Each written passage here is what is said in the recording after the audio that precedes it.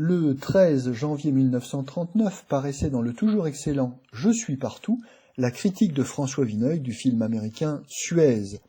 Texte intégral, à l'exception de quelques mots supprimés en raison de la censure sanctionnant le délit d'opinion. La semaine dernière, à propos d'un livre curieux et documenté, je parlais à cette place de la remarquable organisation matérielle d'Hollywood. Dans Suez, l'une des plus importantes productions de l'année, nous retrouvons la marque de cette organisation, mais bien davantage, et c'est fâcheux, l'esprit d'Hollywood.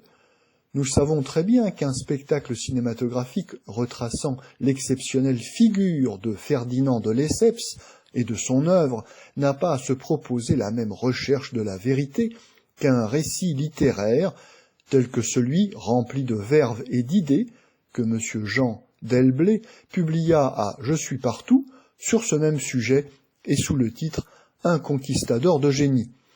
Le cinéma a le droit de grossir, de simplifier.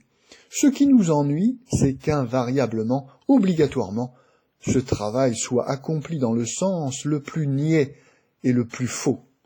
Il n'est pas interdit de rajeunir un héros pour les besoins d'un canevas dramatique, mais lorsque l'on prête les traits d'un garçon de 25 ans à de Lesseps, qui en avait 60 bien sonnés au percement de son premier canal, la soustraction est un peu forte. Vous pensez bien que si l'on s'y est décidé, c'était pour introduire le couple indispensable du jeune premier et de la jeune première. Cette dernière, s'il vous plaît, ne sera autre que mademoiselle Eugénie de Montijo.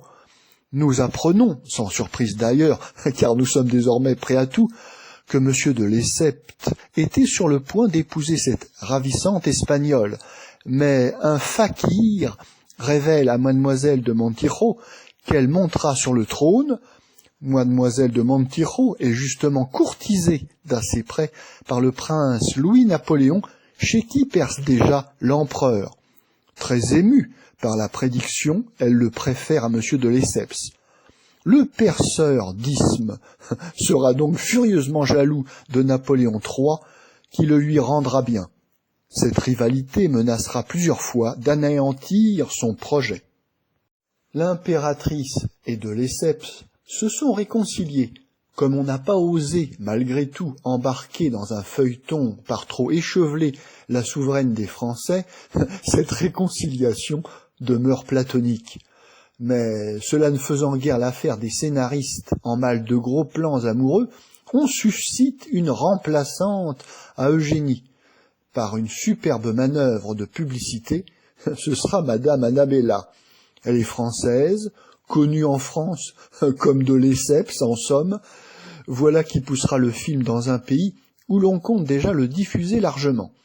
Que le rôle dévolu à Madame Annabella soit absolument imbécile, peu importe, après ces superbes calculs. Madame Annabella est quelque chose comme la petite fille du tambour-major de la garde égyptienne. Elle vagabonde avec un fez et une culotte de bédouin. Elle ne sait ni lire ni écrire.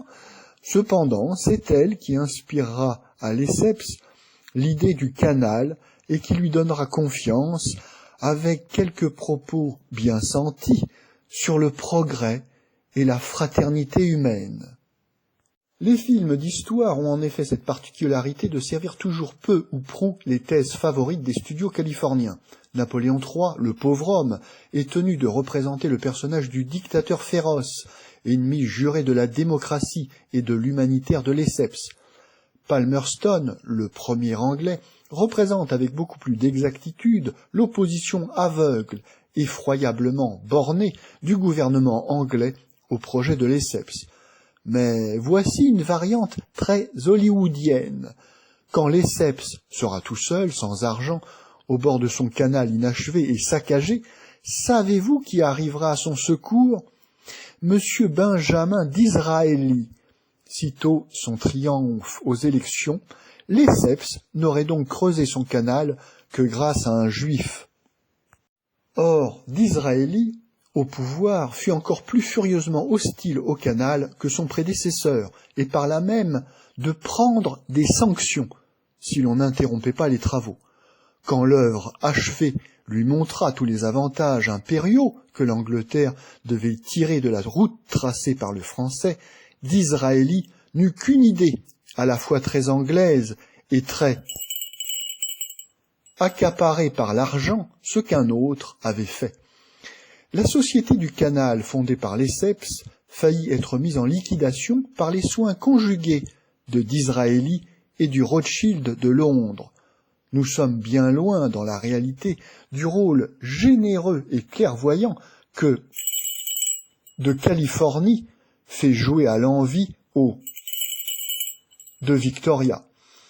De Lesseps contre l'encombrante et rigide Albion n'eut que deux soutiens fidèles, Napoléon III et le jeune vice-roi d'Égypte, l'intelligent et tenace Mohamed Saïd.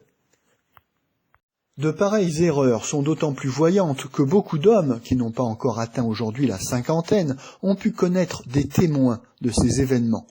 On regrette surtout, une fois de plus, qu'à une aventure si attachante dans sa simple vérité, on ait substitué de telles fadaises, qu'un superbe modèle ait fourni un aussi faible portrait. Il y aurait eu pourtant, en romançant un peu, un beau parti à tirer du gentilhomme de Lesseps, débordant d'imagination, méprisant magnifiquement les détours et poncifs de la finance, elle devait s'en venger plus tard, vert et sportif, sous ses cheveux blancs, comme un lieutenant.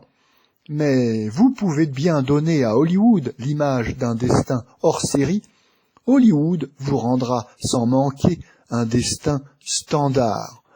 La biographie de Lesseps a été coulée dans le médiocre moule qui servira invariablement pour Mahomet, Gengis Khan, Alexandre le Grand, Dante, Michel-Ange ou Louis XIV. N'oublions pas que toutes ces sottises sont accomplies sciemment au nom d'un système de vedettes, d'offres et de demandes et de la balance commerciale. Certains détails sont exacts, si l'on s'en rapporte à Jean Delblé.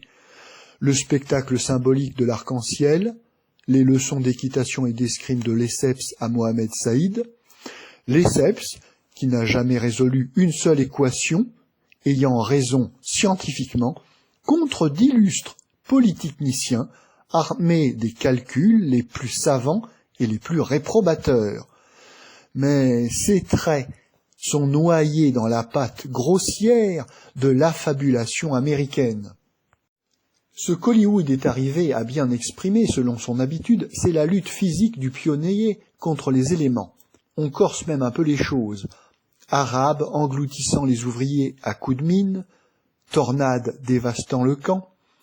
Nous ne nous en plaindrons pas. Ce sont de loin les meilleurs tableaux du film, réalisés avec cette saisissante technique de la catastrophe que possèdent les cinéastes américains. Somme toute, ce film est destiné à célébrer un Français d'envergure chez le peuple américain qui, plus qu'aucun autre, a le goût et l'admiration de semblables créateurs et n'était guère en mesure de rendre pleine justice à celui-ci après le sabotage démocratique de Panama. Mettons que c'est un hommage à l'américaine et sachons gré de ses intentions. La jolie Loretta Young étale toutes ses coquetteries dans le rôle d'une Eugénie de haute fantaisie. Elle porte des toilettes ébouriffantes, mais charmantes, ce qui est rare. Il était difficile, il est vrai, aux couturiers d'Hollywood de défigurer entièrement les modes voluptueuses du Second Empire. Vous pouvez deviner comment un rôle de petite sauvageonne va bien à Madame Annabella, avec ses mines apprêtées. Elle y est exécrable, bénéficiant toutefois des circonstances atténuantes.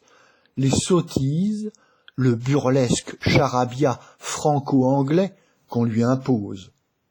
En soi, l'interprétation de M. Tyrone Power n'est ni antipathique ni maladroite, mais quand on songe qu'il représente de Lesseps, un gras petit Polonais à dégaine de marchand de cartes obscènes du nom de Brumbey a été chargé de figurer le vice-roi Mohamed Saïd. Dieu sait comment il s'en acquitte.